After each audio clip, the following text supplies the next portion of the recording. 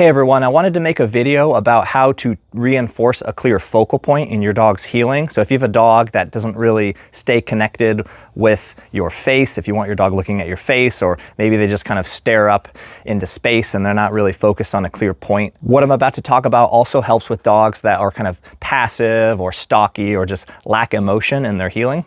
This is really simple, but it's probably one of the most common mistakes I see many handlers make when they're trying to reward a focal point. I personally want my dog looking at my face. I know there's a lot of debate about whether the dog should look at your face and won't this cause foraging in your heeling. I'm not going to talk about that in the video, but I personally like the face because it builds more connection between you and your dog, and it also builds more ability to communicate with them. So the mistake that I see many handlers make is they start to move their hand or they start to bring the reward out at the same time that they mark.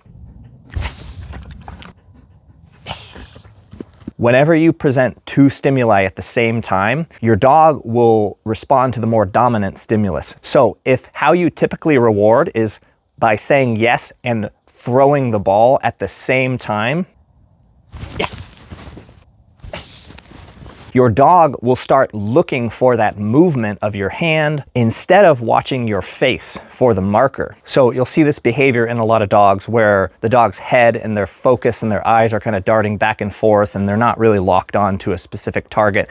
And oftentimes that's because they're looking for movement instead of watching the handler's face. Now, this might be pretty basic information for a lot of you. So something that you can do extra, which has personally helped me build even a stronger connection, is to make what I call an emphatic marker. Yes! Yes! So a lot of handlers think of a marker as just a sound, but your marker can also include a visual element to it. So what I like to do is say yes and also kind of bob my head, and I also make a really emphatic facial expression as I'm saying yes. So my dog is watching for that change. Yes! Wow! Yes! Oh, nice. A lot of people are very neutral when they mark, and this is fine if you want your dog to be more calm and passive for a behavior. But for fronts or for heeling or anytime you want your dog to stay connected with your face and to show more emotion, it can help to be more emphatic and add a visual element to your marker. Even for you helpers out there, if you want the dog to bark at your face and not bark at the sleeve, it helps to do the exact same thing. So instead of just popping the sleeve to give a bite, you're going to mark first and then move the prey. Okay. Yeah, buddy. Okay. Nice. Okay.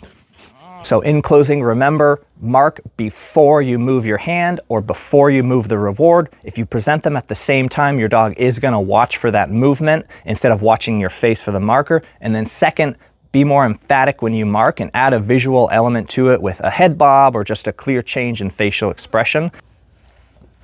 Yes! Nice. Wait. Yes! Oh, there it is, buddy. Yes! Okay.